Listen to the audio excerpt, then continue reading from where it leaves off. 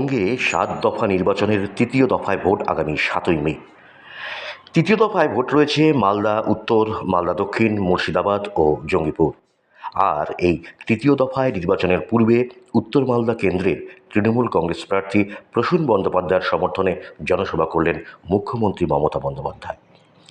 জনসভায় মঞ্চে বক্তব্য রাখতে গিয়ে মুখ্যমন্ত্রী বলেন, মালদার মানুষ আমাদের আম ও আমসত্ত্ব দুটোই দিয়েছে, এজন্যই আমরা 2021 বিধানসভা নির্বাচনে জিতেছি।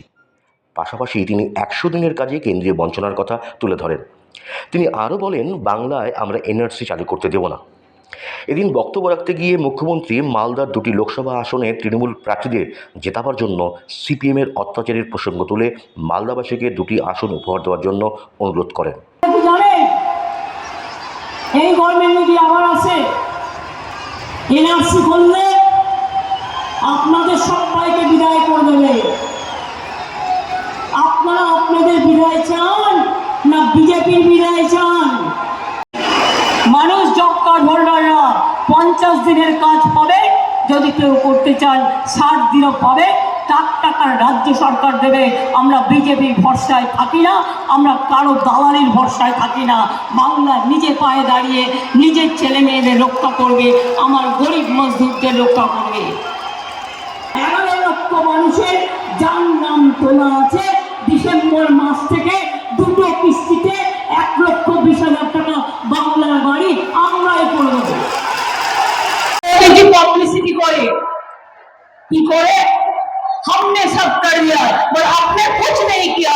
जाएगा राज्य सरकार दिया, रुपया भी राज्य सरकार दिया, मेंटेनेंस भी राज्य सरकार देते हैं, और आप लोग खाली झूठा बोलते हैं और पब्लिसिटी करते हैं।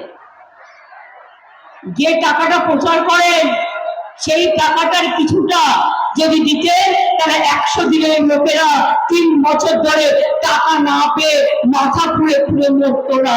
এটা বিজেপির জানা উচিত। জনগণ কে চান?